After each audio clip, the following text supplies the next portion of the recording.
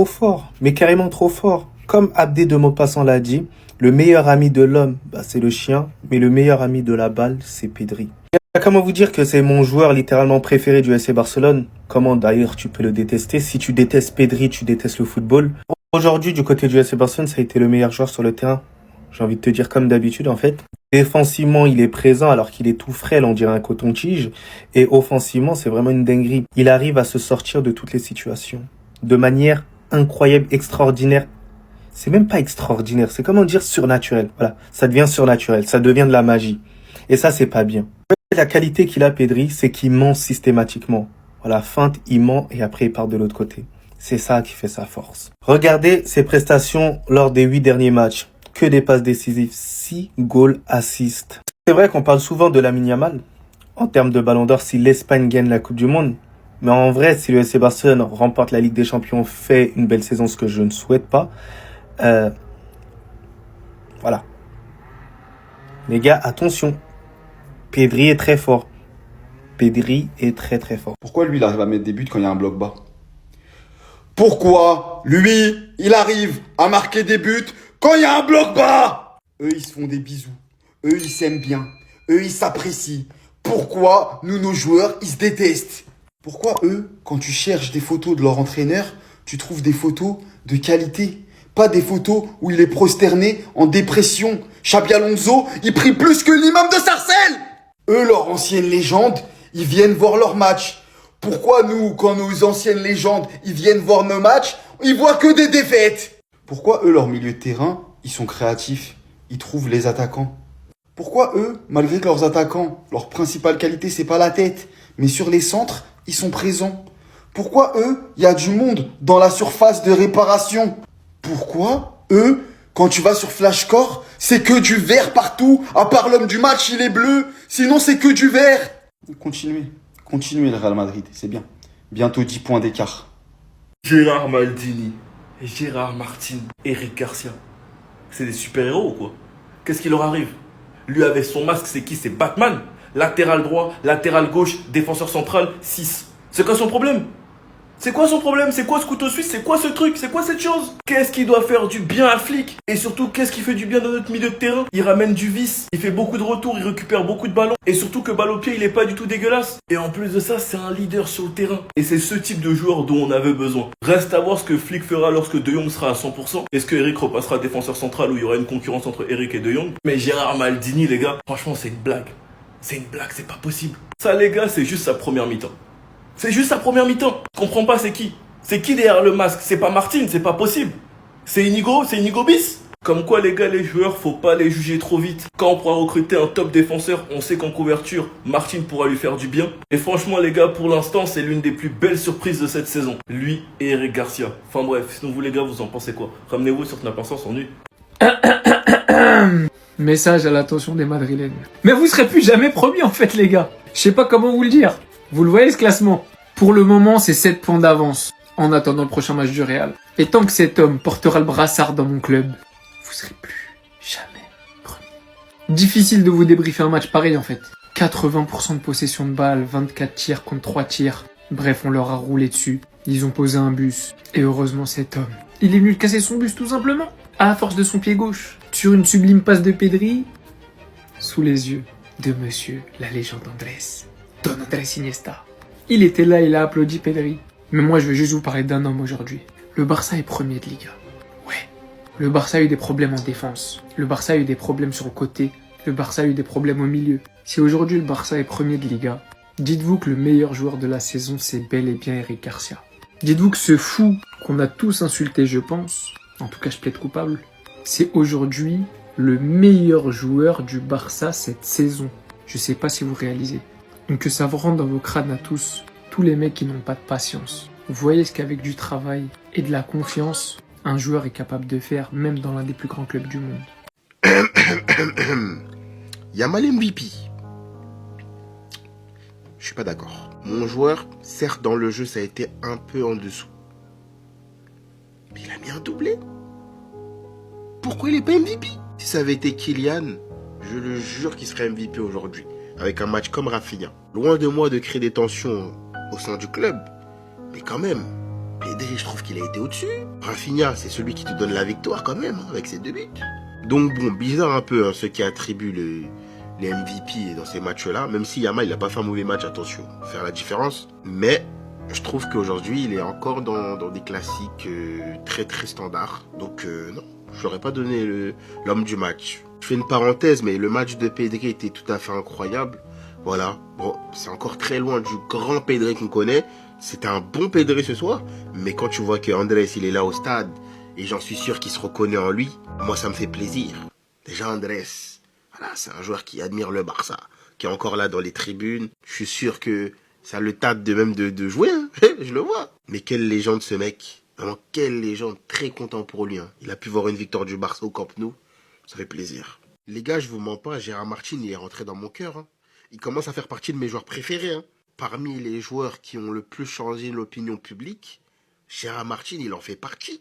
Depuis le début de saison, je n'ai jamais été autant rassuré en défense que depuis que ce mec-là joue central. Il a commis 1 voire 2 erreurs maximum dans ce match-là, mais le reste du temps, c'est la sérénité.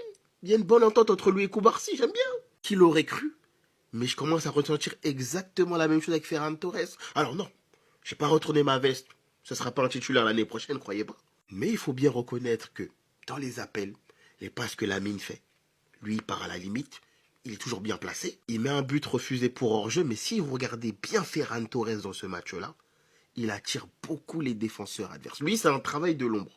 Un travail sans ballon. C'est comme Rafinha. C'est le joueur que tu dois analyser sans pour autant regarder le ballon. Il fait un travail remarquable. Et je commence à beaucoup aimer le profil. Qui l'aurait cru? Friki aimait Ferran Torres. 2025, vraiment. Barça conforte sa place de leader. Let's go! Victoire du Barça contre Osasuna, 2-0. Très belle victoire. Belle victoire dans un premier temps parce que Rafinha is back. Doublé pour monsieur Rafinha. Monsieur Clutch est peut-être de retour. Machine est lancée. On ne sait pas. Alors oui, la victoire a pris peut-être du temps à se décanter, mais en face, ça n'a rien proposé. Ce qui est plaisant tout d'abord, c'est de voir qu'on a un clean sheet. Johan Garcia n'y est pas étranger, mais la défense aussi a su rester concentrée à des moments où Boudimir a voulu semer les troubles faits. Il n'a qu'à bouder. Hein. Il n'a qu'à bouder. Osasuna a vraiment cru prendre au moins 1 point avec le retour du vieux père.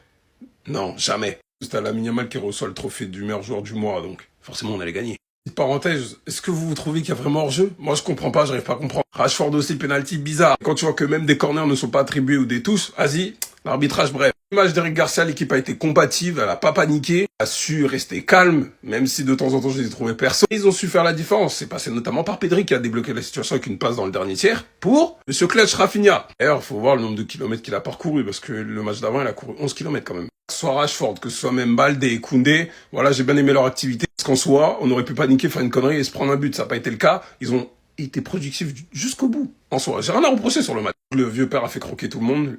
On a vu Frenkie qui est revenu, qui a apaisé.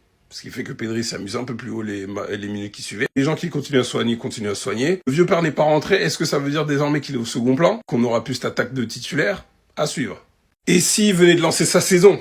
Et si? Parce qu'on ne doit pas oublier que c'est lui, Monsieur Clutch. L'année dernière, c'est lui. Il était partout, dans les grands matchs, dans les grands moments, c'était lui. Le Real Madrid, Benfica, l'Inter Milan et j'en passe. Meilleur buteur, meilleur passeur, si j'ai une bonne mémoire. Dites-moi si je me trompe, mais je crois qu'il finit meilleur buteur et meilleur passeur. Pour ça que je comprends pas pourquoi il y a eu que Guirassy qui a le trophée, mais bref. Le mois d'octobre a été mauvais parce qu'il n'avait pas été là. On le sait tous. Et là, il est revenu. L'âme de l'équipe, le capitaine, celui qui lance les pressings, celui qui encourage, le premier à jamais rien lâcher, qui donne tout de la première à la dernière minute. J'ai même pas besoin de vous rappeler les actions défensives, le tac qu'il fait contre les Ganes pour revenir, par exemple. Les exemples, on en a un tas. Alors oui, le flickball, ça a été compliqué contre les grandes équipes. On est bancal de temps à autre. Quand tu perds ton métronome, Pedri, tu perds Rafinha, quand tu perds Johan Garcia, et carrément, je crois, il y avait des blessures même que j'oublie, sûrement même. Bref, où le PSG, par exemple, a su faire avec ses absences là jusqu'aujourd'hui, nous, ça a été un peu plus compliqué. Ça fait pas de mal de le reconnaître. Cependant, attention à la deuxième partie. Gare au Barça, la deuxième partie de saison. Gare à l'équipe qui va tomber sur nous en 8e de finale. On finit pas dans le top 8. Attention, au 16e aussi d'ailleurs. Que lui, je vous garantis, il a manqué une bonne partie de la première partie de saison. La deuxième, tout droit. Il y en a beaucoup pour qui l'homme du match aujourd'hui, c'est Rafinha. Étincelant, doublé, 9 goals assists en 8 matchs. Il est tout simplement en pétard. Ou Yamal qui a encore été de tous les dangers, qui a cooked des pères de famille. Mais s'il vous plaît, arrêtons de banaliser ce que fait cet humain. C'est pas un humain d'ailleurs. C'est un sorcier de Waverly Place. Oui, dans Disney Channel. Oui. J'aime l'appeler Michael Scofield, gueule d'ange. C'est trop. Sur les 8 derniers matchs du Barça, c'est 6 goal assists. Buteur, passeur décisif, passeur décisif, passeur décisif, passeur décisif et aujourd'hui encore passeur décisif. Mais sa passe décisive, faut en parler. Parce que quand il remonte le ballon, il a 2 options qui s'offrent à lui-même, 3. Il y a Yamal tout là-bas, t'as Rafinha ici et t'as Ferran Torres qui fait un appel ici. D'ailleurs, on n'en parle pas assez, mais l'intelligence de Ferran qui a attiré 4 défenseurs et il décide de faire la passe à Rafinha. Pourquoi? Parce qu'il est beaucoup mieux placé que Ferran Torres qui a juste été intelligent d'attirer les défenseurs avec son appel. Et Rafinha, il a tout le champ libre pour frapper et il a confiance en son frappeur. En son shooter. Voilà. Et oui, ça fait mouche. Aujourd'hui, le FC Barcelone, à l'image de Lamine Yamal, ils ont pas forcé. Ils étaient en mode showtime. Yamal, comme d'habitude, il s'amusait avec des pères de famille. D'ailleurs, encore une fois, il a fait que de cooked. Maintenant, moi, je trouve qu'il doit arrêter de faire preuve un peu de suffisance. Des fois, il abuse un peu trop, je trouve. Mais bon, dans ce genre de match, c'est pas trop pénalisant. Revenons-en au Captain Courage. Depuis qu'il est de retour, tout va mieux au FC Barcelone offensivement. Et bizarrement, Lamine Yamal se retrouve beaucoup plus mis en valeur. Tout simplement parce que là, cette fois, ça penche des deux côtés.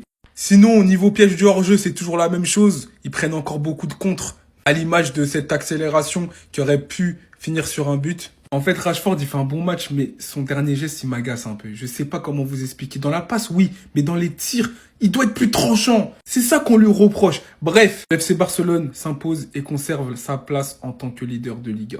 Rafinha, merci. Osasuna, j'espère vous être relégué en fin de saison. Le Haram Ball proposé, j'espère vous être relégué en fin de saison. Ceux qui n'ont pas vu le match, je vous mets un petit résumé juste ici. Voilà, en gros, le Barça attaquait et Osasuna était comme ça. Le bus, tout simplement, pendant 90 minutes, c'était affreux. On a quand même réussi à gagner, évidemment. Vous connaissez le Barça, notamment grâce à notre capitaine, mais lui, il aura sa propre vidéo plus tard. Lamine Yamal, quoi. Juste meilleur joueur du monde, juste homme du match. Dès qu'il touche la balle, c'est pertinent. Dès qu'il touche la balle, c'est dangereux. Dès qu'il touche la balle, il se passe un truc. J'ai pas encore regardé les stats, mais je pense que sur le match, il a réussi 47 dribbles. Dès qu'il touchait la balle, il allait dribbler, il allait éteindre un défenseur. Un au moins. Parce qu'il pouvait y en avoir 2, il pouvait y en avoir 3. La qualité de passe, je préfère pas en parler, c'est n'importe quoi. Il envoyait des passes à Koundé, couvrait des boulevards, il envoie des caviars. C'est lui qui a l'origine du deuxième but avec une passe magnifique sur Koundé, après il a de l'espace et ça revient sur Rafinha. Mais je peux pas non plus ne pas parler de Gérard Maldini. Voilà, au bout d'un moment, je me retenais de l'appeler comme ça. Je disais, vas-y, le surnom quand même, on va pas abuser. Non, là je peux l'appeler Gérard Maldini, évidemment, on ne le compare pas, commencez même pas à dire je sais pas quoi. Mais il est trop fort en défense. Il est trop fort en défense. Il est serein à la relance.